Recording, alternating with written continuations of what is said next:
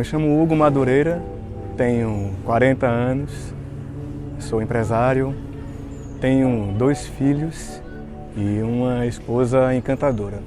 Um filho de 8, quase 9, e outro está fazendo 2 anos também agora. Um se chama Pedro, mais velho, e João, o mais novinho. E eu vivo em função deles. A chegada dele foi transformadora para mim. Então, ele é uma criança encantadora pelos desafios que ele mesmo propõe. E no momento que ele veio, eu pude fazer uma série de descobertas sobre mim mesmo e sobre o todo que eu estava inserido. Porque tudo passou a ter um desenho diferente no meu dia a dia. E esse encantamento por essas transformações foram me convidando a mergulhar ainda mais no universo dele. E a partir dessa nova perspectiva que eu estava vivenciando, eu passei a fazer uma grande redescoberta sobre tudo o que eu estava pensando sobre a vida, estava se ressignificando. Então, foi um momento transformador para mim como pessoa, como um profissional. E esse título da paternidade veio a dar um sentido muito importante na minha vida. Talvez eu pudesse repetir tudo que eu disse sobre Pedro, porque ele veio para mostrar que a paternidade ela tem esse poder de ressignificar os momentos. Então não existe uma fórmula, não existe igual. Não é porque eu vivi a experiência com Pedro, eu achava que estava sabendo bastante sobre isso, e João veio para modificar novamente e intensificar as cores ainda mais das coisas. Então, eu sempre costumo dizer que a paternidade, ela é quando a gente percebe que não sabe nada sobre aquilo que a gente imaginava saber demais. Então, eu achei que sabia tudo sobre amor, aí eu vi que não sabia nada. Eu achava que sabia sobre medo, não sabia nada. Basta uma febre insistir e a gente percebe o quanto o que nos angustiava antes era muito pequeno. E quando o João veio, eu achava que eu estava preparado por ter sido pai já de primeira viagem, entraria na segunda viagem.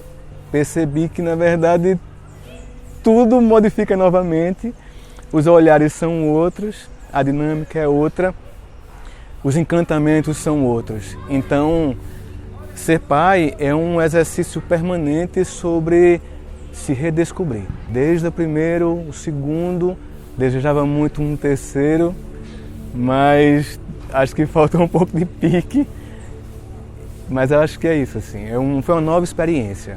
Encantadora da mesma maneira, sendo que por outros ângulos, outras paisagens. Antes de ser pai, o que eu me projetava como era muito em cima da experiência que eu tinha vivido com o meu pai, que foi uma experiência muito estruturante, efetivamente falando, e em cima muito do que eu lia sobre isso e dos pais que eu admirava. Então, assim, eu me projetava muito nesse modelo de pai, até mesmo nos modelos socialmente desenhados. Assim. Eu diria assim que, numa linguagem atual, seria aquele pai Instagram, sabe? Quando eu me tornei pai, eu vi que, na verdade, isso não faz sentido nenhum. Desde que você viva a paternidade, quando você decide viver a paternidade de forma muito inteira, você percebe que o significado desse título ele é muito mais simples e, ao mesmo tempo, muito mais profundo do que as pessoas podem alcançar. Por mais que eu trouxesse uma linguagem super poética e bonita para alcançar o que representaria isso, seria em vão. Eu não consigo transmitir o que de fato eu sinto como pai hoje, porque tudo que eu disser, um outro pai, ele vai captar de uma forma totalmente diferente. Então, resumindo, o que eu sinto hoje como pai, diferente do que eu era antes, é tudo. Porque eu imaginava um cenário totalmente com um certo desenho, é como se eu me vestisse de domingo eternamente, assim. É um processo eterno de um querer me livrar de toda essa imagem desenhada socialmente para estar ali inteiramente despido de qualquer rótulo, sabe? E isso é um aprendizado muito grande, assim, porque você passa a negar tudo aquilo que você achava que poderia ser e você se descobre completamente diferente desses personagens e é bonito demais por conta disso e inalcançável demais em pequenas palavras, assim. É mais um viver ali intenso, sabe? Eu diria que esse exercício diário para traduzir o que é uma relação pai-filho, ele é um exercício de humildade permanente. É você ter consciência de que você vai todo dia acordar e vai aprender algo novo. E não só aprender, você vai modificar muita coisa que você acha que sabe.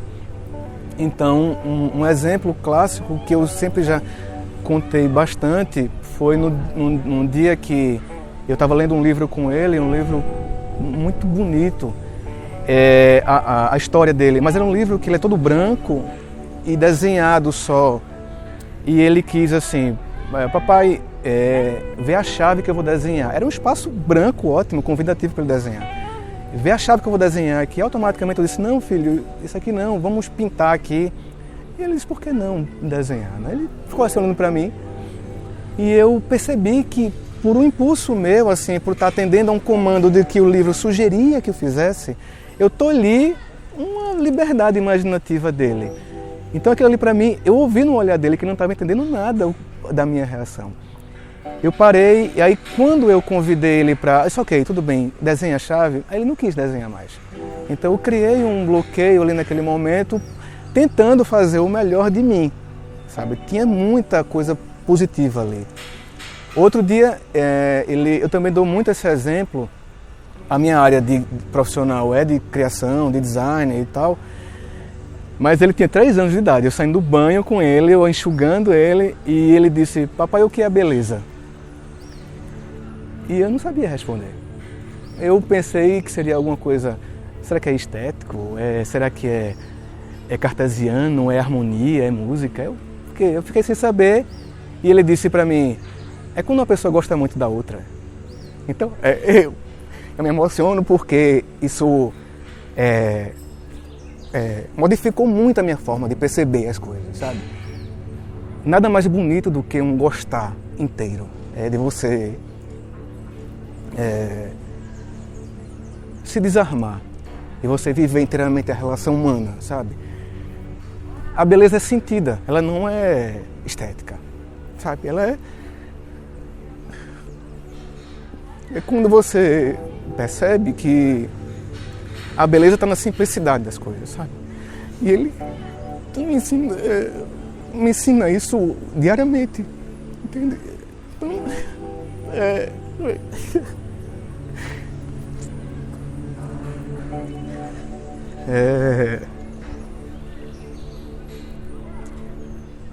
eu acho assim que no dia a dia essa relação com o filho é você ter a capacidade de você se desconectar de você mesmo e se projetar por ele.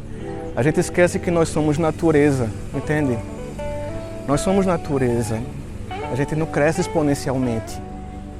A gente precisa viver os momentos como se fossem únicos ali. E não é o clichê do Carpe Diem, não é só isso. É você ter a capacidade de olhar a vida por ângulos diferentes. E o ângulo deles é um ângulo totalmente desrotulado de tudo. Ele disse um dia que o sol de Foz do Iguaçu era mais gentil do que o sol daqui. E eu disse, por que mais gentil? Ele disse, porque lá de 8 da noite ainda está claro, ele deixa a gente brincar por mais tempo. Então, a criança ela não tem essa coisa do futuro. Ela quer agora e quer o afeto e quer você ali perto, entende? Então, é isso que me encanta na relação que eu tenho com eles. É todo dia acordar e saber que vai vir algo novo. E eu tenho que estar aberto a isso. Eu tenho que estar totalmente disponível e humilde para modificar as minhas certezas. Uma mensagem para os pais do Educo é difícil, né? Porque não tem cartilha. para ser pai, não são os 5 tópicos para você ser um bom pai. Acho que é isso. Eu acho que na verdade é você entender que não é sobre sentido da vida, é quando ela faz sentido. E se você tiver consciência de que o seu filho ele nada mais precisa do que o afeto, se você entender isso, eu acho que todo o resto se modifica, porque você vai perceber que a cada momento, cada instante vivido com o seu filho, você vai tornar aquilo marcante efetivamente para ele e vai ser transformador para ele. Então, quando você se projeta no mundo dele, tem um pensamento de Spinoza que eu gosto muito, que ele diz que o espírito é eterno na medida em que concebe as coisas do ponto de vista da eternidade. Então não é o meu ponto de vista que eu tenho que firmar, não é sobre o meu desejo do que ele seja amanhã. Eu tenho que parar e dizer, peraí, o que é que ele precisa agora? Então eu tenho que avaliar as coisas do ponto de vista dele, e não do meu ponto de vista. O que é que ele precisa agora?